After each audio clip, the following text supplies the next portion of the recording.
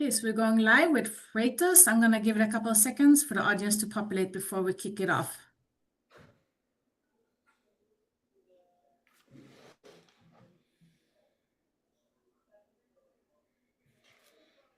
Okay, good morning and welcome to the Sidoti Virtual Microcap Conference. And thank you for joining us today. I'm Anja Soderstrom, Senior Equity Analyst here at Sidoti.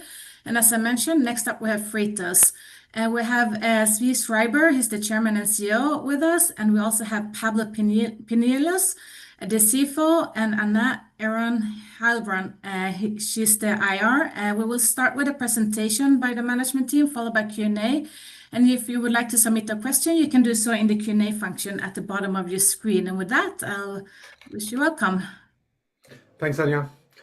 Hi, everyone. I'm Zvi Schreiber. I'm the founder and CEO of Freightos. I'd like to start by just quickly telling you why and how I started Freightos 13 years ago, and then I'll jump into the slides. I'm a software guy. I've got a background in software. I've been creating software companies before. And for just 2 years, in 2011, 2012, I was managing a hardware company called Lightech, making electronic power supplies for LED lights. And I sold that company to GE Lighting after 2 years. But during those 2 years, I was doing international shipping. So it's the only time in my career that I was dealing with physical goods. And we were shipping China to US, China to Europe, shipping by ocean, shipping by air. And I was kind of shocked back then, and it hasn't changed all that much. But I was shocked that there was no website where I could see all the prices and compare. And when you called up a freight forwarders are like the travel agents, the companies who arrange shipments. When you called up a freight forwarder to get a price quote, back then you would wait 2 or 3 days and the price quote would be non-binding, so it didn't match the invoice anyway. And I was like, guys, I'm not the first guy to ship something from China to the US. Why is this so manual and so obfuscated? Anyway.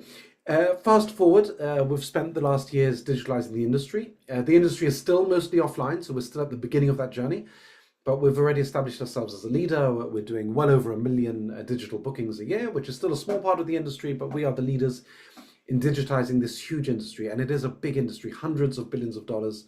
As you know, if you buy a product in the shop in America or in Europe, for that matter, 90% of products are shipped. So this is really the backbone of the global economy, the global physical economy in many, many ways. And it's about time it got digitalized. So let me dive into the presentation, disclaimer. So because we're a marketplace or a platform, we like to start with the number of transactions in the same way that if you're Uber, even sometimes before the revenue and EBITDA, your key KPI to see if you're winning is how many rides are hailed with Uber taxis. Or if you're Booking.com, you look at the number of nights booked. That's your first indication that you're really becoming the leading marketplace. So we do the same. We track each quarter, even before we announce financials. We announce also the number of transactions. And look at this, it's grown like 3.5x in the last 3 years. So it's been growing very rapidly. It's been growing every quarter. And let's look at the quality of the network. A healthy marketplace has many buyers, many sellers. In our case, as I'll explain, it's actually a 3-sided marketplace. We have carriers, we have freight forwarders, and we have the importers and exporters. And we've got a strong position in all of them. We have 13,000 importers and exporters, lots of little ones, but some big names that you see here, like Electrolux and Rockwool and other famous names who I don't have permission to show their logo. 4,000 freight forwarders and 71 carriers, mostly airlines, but also getting started with ocean liners as well. But of course, financials are critical as well. And so you'll see that our revenue has been growing every single quarter. Our margin is very healthy. Our non-IFRS margin has been growing consistently. It's now 74%. We're aiming to get it up to 80%. So we've got some growing high margin revenue, growing margins. And the plan is this: we're not yet break even, and that's because there's such a big opportunity. We want to make sure we're investing money in sales and marketing, investing money in research and development. We don't want to break even too soon. We've got the cash to keep investing. Got more than $30 million in the bank as of the last report.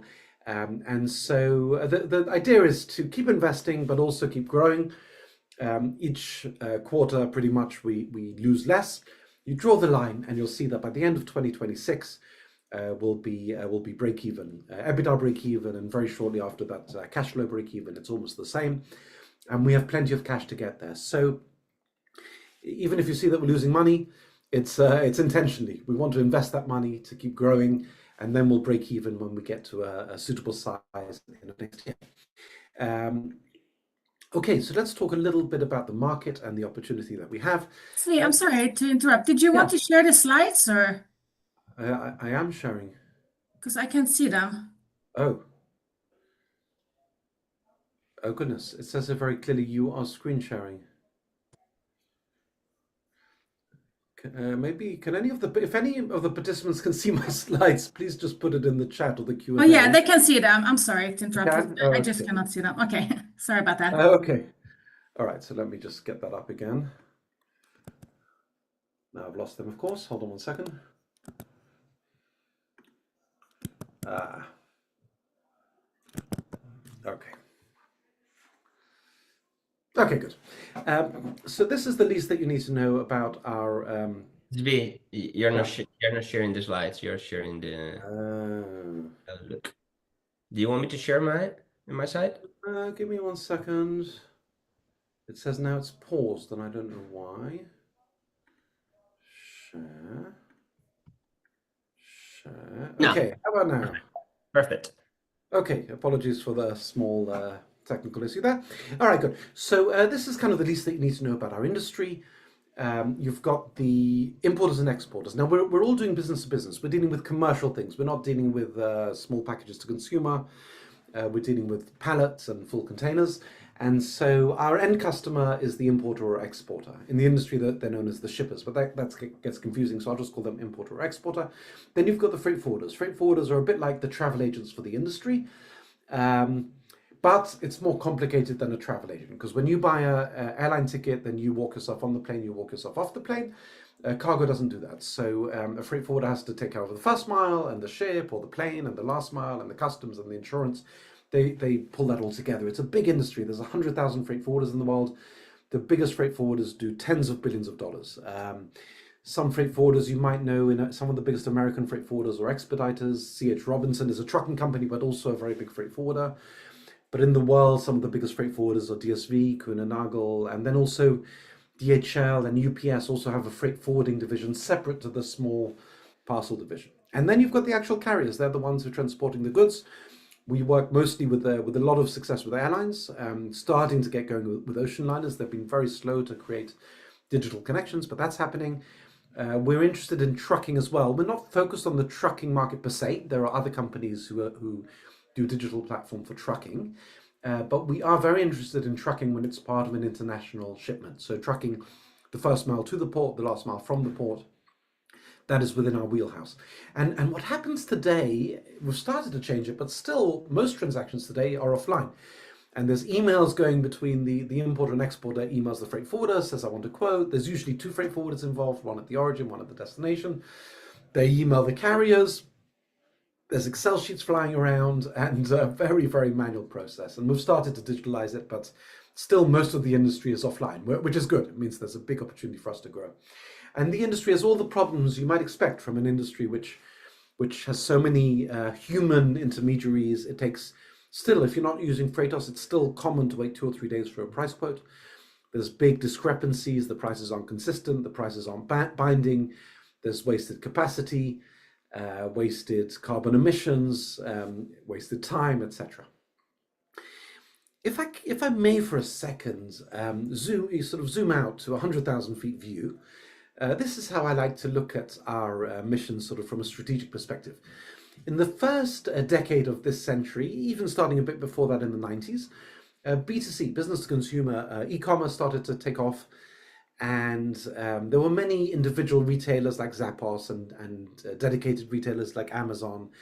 But then what happened is Amazon actually switched their business model from being primarily a retailer to being primarily a marketplace or a platform. And in every area, the marketplaces won most. So, hotels started selling online, Marriott started selling online, but Booking.com is worth a lot more than them. Some taxi companies went online, but Uber's worth more than most of the taxi companies combined. So being a platform is a very exciting business model. In the second decade of this century, B2B started going online. And again, there were many individual companies like Dell and thousands of others who started selling B2B online. But again, the biggest winners were platforms like SAP Ariba, Magento, Amazon themselves have a small footprint in B2B as well. And now in this decade, in the 2020s, it's finally time for international business to business to go online. It's a lot more complicated because it requires shipping and also foreign currency, etc. And we're positioning ourselves to be the platform for business to business, global business to business e-commerce. Okay, so let's drill down a little bit. I've said we're a platform, but if you're interested in investing in Freightos, it's worth taking a few minutes to understand a little bit more detail about how our business is structured.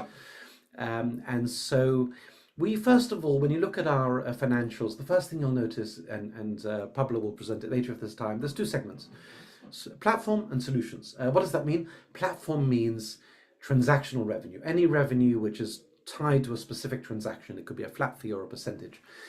And we actually have two parts to our platform. One is called just Freightos, which is connecting the importers and exporters to the freight forwarders. And the second part of our platform, which for now is actually called WebCargo by Freightos for historic reasons, is connecting the freight forwarders to the carriers, mainly the airlines, but also a lot of emphasis on growing with the ocean liners. If you know the world of passenger travel, there's a very nice metaphor or analogy. Freightos is a little bit like Booking.com or Expedia. It's a public site where any customer, in this case an importer and exporter, can compare prices. And WebCargo by Freightos is actually analogous to Sabre or Amadeus. You may be familiar with those companies. If you're not, you can look them up, or you can even search your inbox. You'll find that many times when you buy an airline ticket, till today, it's issued by Sabre or Amadeus. So they provide the digital infrastructure to connect the travel agents, in their case, to the carriers. And they've been doing that for decades. These are very profitable, stable companies. Now, when I and the team wanted to start Freightos those years ago, there wasn't it would have been nice if there was an Amadeus and we could just connect and get start selling like Expedia did, but there wasn't. So we built our own. We built the Amadeus as well as the Booking.com, as it were. And that's why we ended up with two parts of our platform. So that's part of why it took us more time and money to actually complete our solution. But it also means we have an even bigger opportunity and an even bigger moat to competition, because there is no Amadeus that someone else can connect to and get started. Now, all of that is the platform side, but there's also a solution side. We didn't invent this. It's a very winning strategy to sell software together with Marketplace. Actually, Sabre and Amadeus provide software to travel agents as well. Or OpenTable provides software to restaurants and then also provide a marketplace for restaurants. So it's a SaaS-enabled marketplace as a winning strategy, and that's what we do. So we have a SaaS business and a data business, which are subscription businesses with recurring revenue, and those we call solutions. And so you'll see in our revenue platform, which is transactional, and solutions, which is subscription. And these things all go together. In most cases, it's not like two separate businesses, it's two models, but it tends to be the same freight forwarders who buy on WebCargo and sell on Freightos and use our SaaS and sometimes use our data as well. So this all goes together very nicely with the same customers. Okay, I get asked a lot about the impact of tariffs. So I thought I'd just take that head on and save you all putting it in the Q&A later. Here's our perspective on tariffs. First of all, if I look at the big picture, world trade isn't going anywhere. Even we'll see whether right now there's optimism because the more punitive tariffs were paused for 90 days. Hopefully they stay paused. So right now there's some optimism that we've avoided an extreme trade war. But even if there is an extreme trade war, it takes many years to build factories and supply chains. Manufacturing isn't all going to come back to America tomorrow. The Americans don't want those jobs in most cases. So world trade is here to stay. And the big opportunity, the bigger trend is that there's this huge industry which needs to go digital.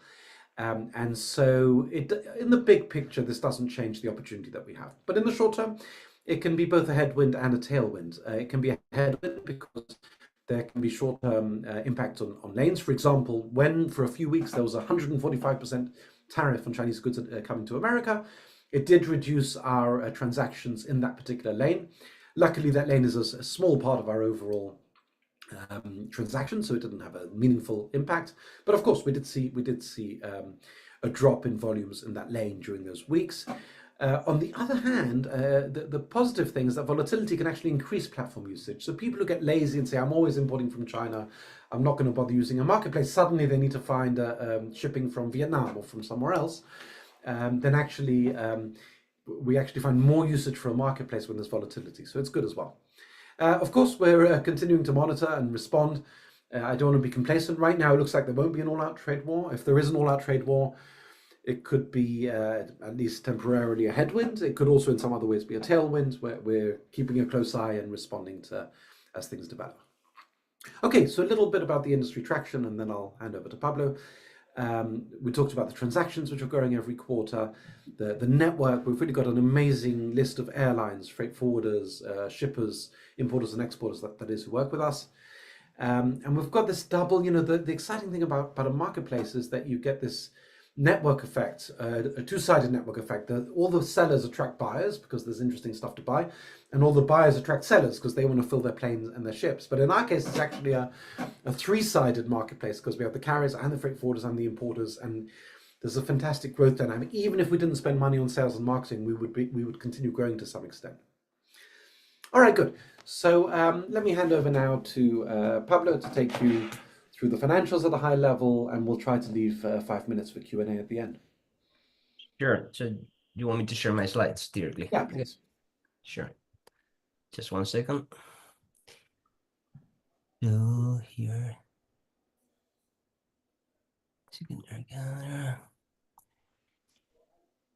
I cannot. Here it is. Okay. Sorry, Yeah. I'll Here I have it. Here I have it. There it is. There it is. So, hi everyone. I'm Pablo Pinillo, CFO, and I'm going to talk a little bit about the financials. So, as Svi said at the beginning of his presentation, you can see a very nice growth over year. Last year we finished at 23.8, and we're targeting to grow between 20 to 30% to 29.0 to 30.6. That we aim to continue that trajectory, growth trajectory over the years, as a long-term strategy and long-term growth strategy that I will show later on. And as you can see, our revenue breakdown is basically in two different areas: solution revenue and platform revenue, both continually growing. Solution revenue right now represents 2/3 of our revenues, and platform revenue is 1/3 of our revenues. But over time, we expect that platform revenue will grow much, much faster. And the reason why platform revenue will grow much faster is because, as you understand, the characteristics of that revenue is basically two levers: take rate and growth rate. From a take rate perspective, Freightos, the Freightos platform, we have a very healthy take rate. We need to double down on helping that platform to grow. And WebCargo, we have a really healthy growth rate, but our take rate is not as healthy as in the Freightos.com. So we're working very hard to get to that point where we can grow both platforms and get a healthy take rate. We have a very high capital efficient growth, gross margin evolution, very healthy gross margins. You can see over time, quarter over quarter, that we've been increasing that gross margin. And as Svi said at the beginning, we aim to finish at 80% of non-IFRS gross margin probably next year or the following one. And we are very efficient from a sales and marketing expenses. As you can see on the right side, with this as a percentage of the GBP last year compared to other platforms, we finished at 1.6% overall cost of sales and marketing versus others that you can see on the right that they are efficient but less than we are right now. We're tracking. We are in a really good track and really looking to get profitable next year in Q4 next year. You can see our adjusted EBITDA, how it's evolving, and you can draw the line and with the revenue growth and the efficiency that we are getting from a bottom line, that we will get EBITDA positive in Q4 next year. And from a cash management, we manage our cash very, very closely. We finished the quarter at 36 million. So With that, it means that we will not need to raise any capital over the following years. At this stage, we have enough capital to be profitable at the end of next year. This is our guidance for next year, the guidance that we made public 2 days ago, from Q2 and fiscal year transactions, growing between 20 and 30% almost number of transactions, GBP revenues, and getting our adjusted EBITDA to the right levels to be able to be positive in Q4 next year. And this is our long-term growth model. We have to be able, we want to be able, and we believe we can be able to grow our transactions and our GBP between 20 and 30% year on year, and our revenue growth between 25 and 30% over year. The gross profit, we will get it between 70 and 80%, as I said, and reducing the adjusted EBITDA margin 8 to 10 percentage points every year, and turning positive during 2026. And just last slide, our capital structure at the end of last quarter, 52 million total company shares outstanding, including strategic shareholders, as you can see over there, Qatar, FedEx, LATAM. Employee equity grant, 6.5 million, and we have public warrants at the price of $11.5 of 14.9 million. And with that, we can open for questions. Good, thanks, Pablo. So I see a number of questions here, which I'll take.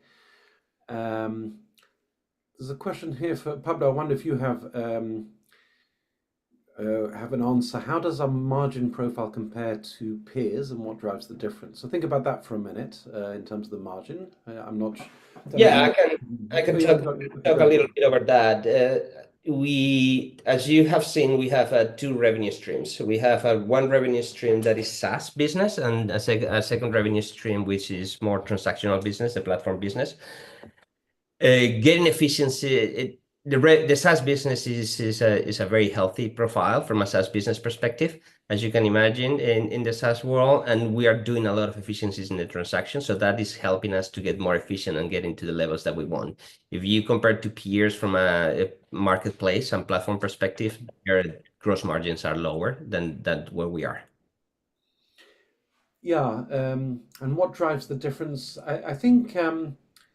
Look, let's just explain what are our cost of goods sold, right? What's the 26% that isn't gross margin is mostly support. A little bit, sometimes we handle payments, and then there's a credit card fees. But most of the cost is support, and the way we drive that higher is by making our support more automated. We make the product more and more self-service, more and more, automated support. And as we scale and as we invest in research and development, we're able to reduce our support cost. Some other marketplaces may be either they're less efficient in terms of the automation, but also if they're B2C and they're always doing everything with credit cards, that can also impact their margin. Whereas we have a lot of transactions where we don't need to handle payment, and our margin is higher as well. Okay, how does the company set pricing? Well, how does any company set pricing? We do a market survey, and we see how much the market can take. We set prices on the transactional. It's either a flat fee or it's a percentage. Usually, if we handle payment, it's a percentage. If we don't handle payment, it's usually a flat fee.